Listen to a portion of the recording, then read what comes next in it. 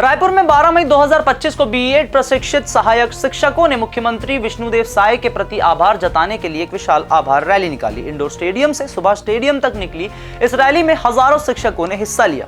शिक्षकों ने कहा कि साय सरकार ने 2621 बर्खास्त बीएड शिक्षकों को सहायक शिक्षक प्रयोगशाला के पद पर समायोजित करने का ऐतिहासिक फैसला लिया, जिसने उनके भविष्य को सुरक्षित किया।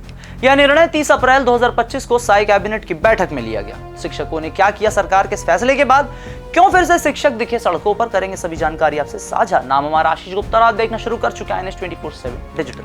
शिक्षकों ने इसे राम राज्य की दिशा में सरकार की संवेदनशीलता का प्रतीक बताया। रैली में शिक्षकों ने पारदर्शी और न्याय संगत समायोजन की मांग दोहराई। मुख्यमंत्री ने मुलाकात के बाद 1 मई को शिक्षकों ने गजमाला पहनाकर आभार जताया। शिक्षकों ने कहा कि यह फैसला उनकी 126 दिन की लंबी लड़ाई का सुखद परिणाम है, जिसने नवा रायपुर के तूता धरना स्थल को चर्चा में ला दिया था।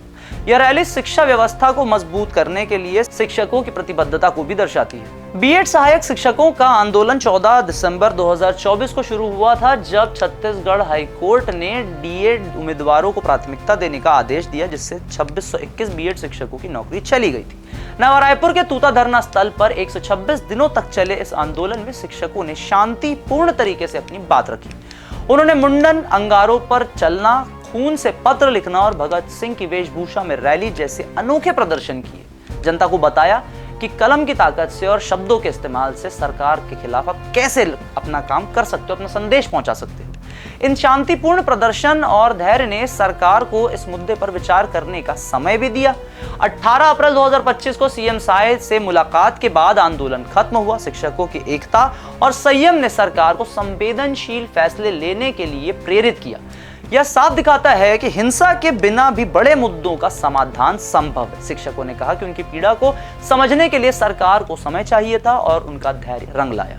यह आंदोलन अन्य समूहों के लिए भी एक प्रेरणा स्रोत है। आभार रैली में शिक्षकों ने साफ किया कि वे सरकार के साथ मिलकर छत्तीसगढ़ की शिक्षा व्यवस्था को मजबूत करेंगे। समायोजन के फैसले ने न केवल उनके भविष्य को सुरक्षित किया है, बल्कि शिक्षा के क्षेत्र में एक नई ऊर्जा भी लाई है। सीएम साय ने शिक्षकों से बच्चों का भविष्य गढ़ने की अपील की है। शिक्षकों ने कहा कि वे पूरी निष्ठा से अपने कर्तव्यों का पालन करेंगे। इस फैसले से 70% अनुसूचित जनजाति शिक्षकों को भी राहत मिली, जो आर्थिक और मानसिक तनाव से गुजर रहे थे।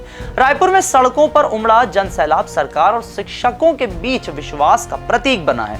शिक्षकों ने मंत्री बृजमोहन अग्रवाल का और वित्त मंत्री ओपी चौधरी का भी आभार जताया। यह रैली न सिर्फ आभार का मौका थी, बल्कि छत्तीसगढ़ के युवाओं के लिए एक संदेश भी थी कि संयम और एकता से बड़े बड़े बदलाव लाए जा सकते हैं।